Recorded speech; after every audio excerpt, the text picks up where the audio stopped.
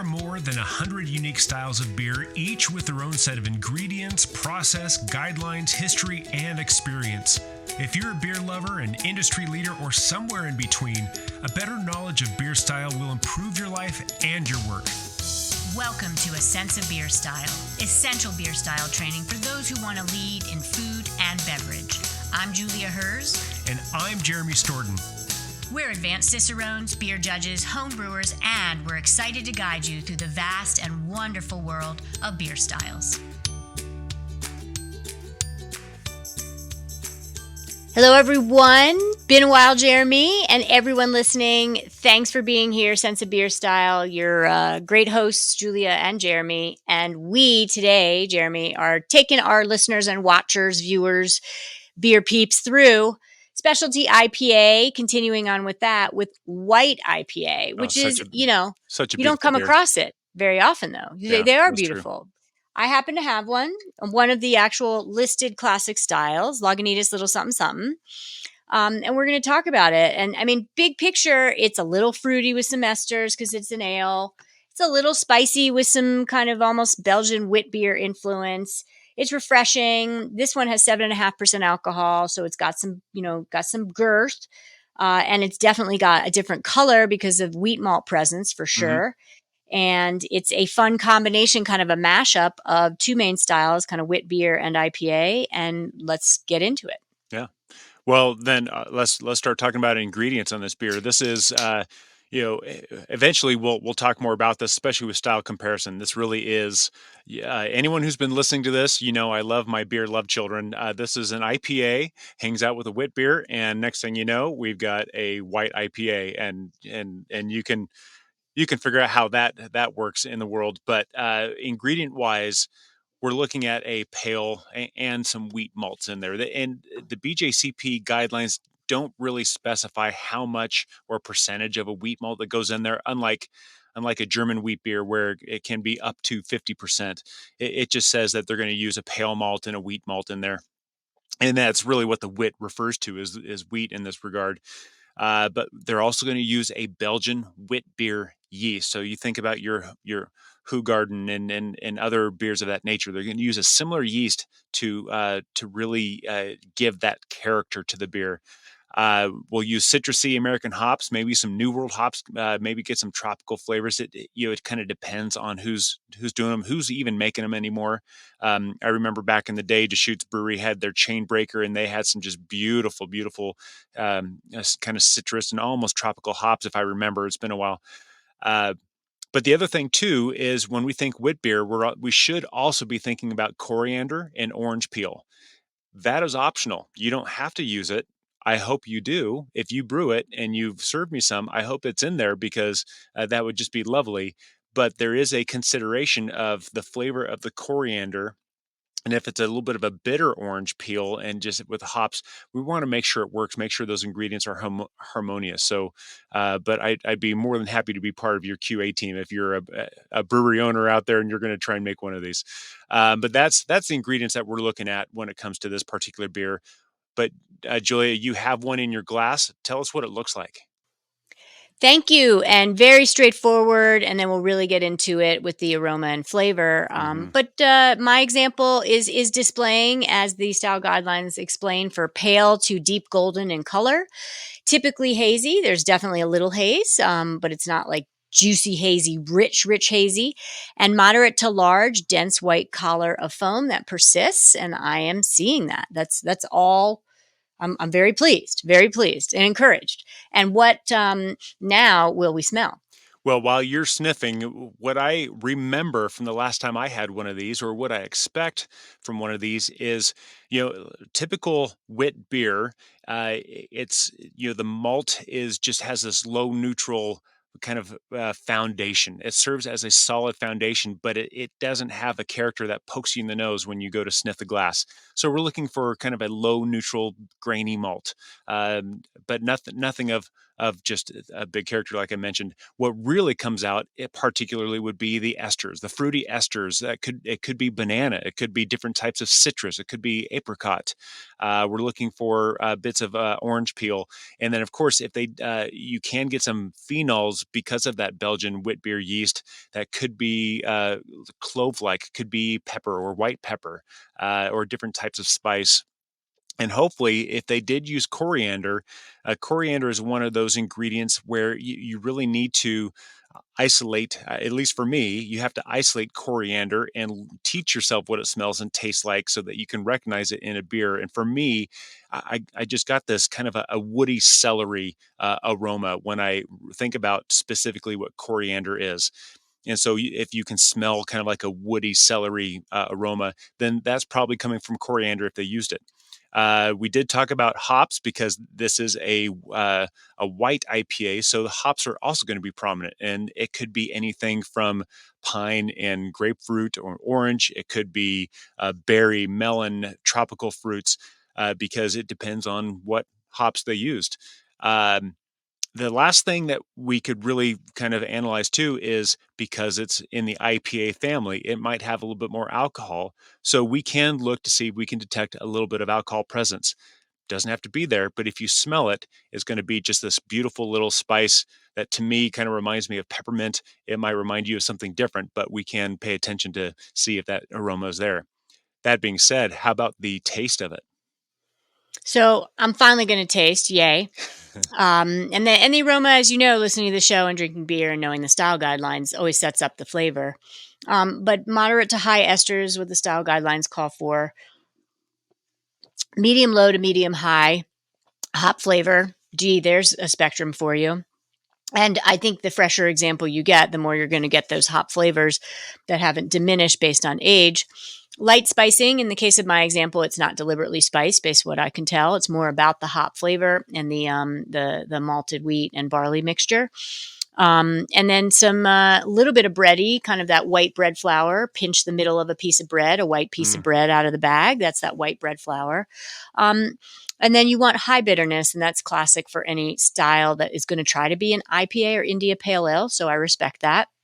And you are getting a dry finish. These are drier when we talk about style comparisons than your standard IPA, and I like that. A little bit more refreshing, a little bit more dry and quenching and lower final gravity. And then you get some ethanol. I'm getting some of that 7.5% boost of alcohol, but it's not overbearing. This beer is definitely about the hops, which all IPAs, specialty or not, should be, and then with the malt as the back base. Yeah. Mouthfeel wise, this beer was just really one of those beers that just really shine brightly in during hot weather, summertime. Yes, it was an IPA, but it was also a kind of a wit beer IPA hybrid. And so that just made it light and refreshing and fruity and beautiful. And one of the reasons why it was so great during warm days is because it had a medium low body. It wasn't so full and it just kind of fill you up before your day is done. Had a very medium light body. It was present, but it was refreshing and didn't overwhelm the palate. The carbonation was medium to medium high. It was just perfect by itself. It was perfect with food. Uh, with all the ingredients going into it, particularly the hops, you can detect a little bit of astringency, that little bit of drying effect, but it should be low at the most. It should just be just this beautiful, refreshing, enjoyable beer. As far as the alcohol warmth, if it's there, if you can detect it, it should also be low at the most. If anything else, it should just be this. I just mentioned a second ago. It should just be refreshing and light and lovely. But so that's really that mouthfeel and how that manifests. Let's get into the style comparison. Yeah, and it's straightforward. We've kind of alluded to it already because we're going to compare it to an American IPA and a wit beer as its two love children or, separated siblings that would display characteristics of each, right? So bitter, hoppy, and stronger beer than a wit beer would be like, right? But also fruity and spicy like a wit beer. Typically, late hops are not as prominent as in an American IPA. That's what the style guidelines are saying, which is going to express the fact that this is not really centric on a lot of aroma hops as much as the flavor hops and bitterness hops will come through. Yeah. When we start talking about commercial examples, one of the things I noticed about this too is that we started seeing for those that were seasonal, and most of them were from my memory, they started emerging at the end of winter. Maybe it was just, spring was sprung. We want our IPAs and we want them to be light and lovely. And so I started seeing a few of these as we started entering springtime. One of those was New Belgium Accumulation, and it just had this lovely label where there was like snow falling. It's been a while since I've seen it, but it was just a beautiful, beautiful label. But that kind of launched us into spring. Another one, Julia, the one that you're drinking is Lagunitas, a little something something. I can't say that without having some ridiculous accent. It's a little something something. You know what I mean? These are some commercial examples that hopefully we can still find. I do see them on the shelf from time to time. There were a bunch of others that were beautiful examples that have fallen by the wayside of supply and demand. But hopefully you can find one, or if not, then go brew one yourself. But these are the ones that we can hopefully find and try and kind of learn the style. What about let's talk vital stats.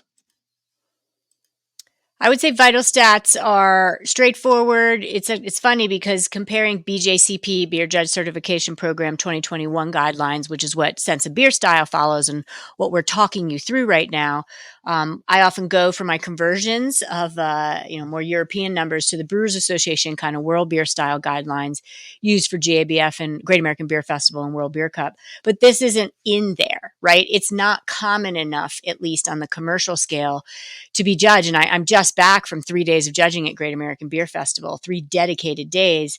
And IPAs continue to be such a dominant force in that. But White IPA, you can't just zip over those guidelines and see, because that's what we usually use to talk about maybe Plato and comparison for European Brewing Convention. So all that said, the BJCP stats are gravities, final gravity of 1010, 1016. No surprise there. Somewhat mostly in the range, I should say. Somewhat and mostly are kind of meaning the same thing for a specialty or an IPA.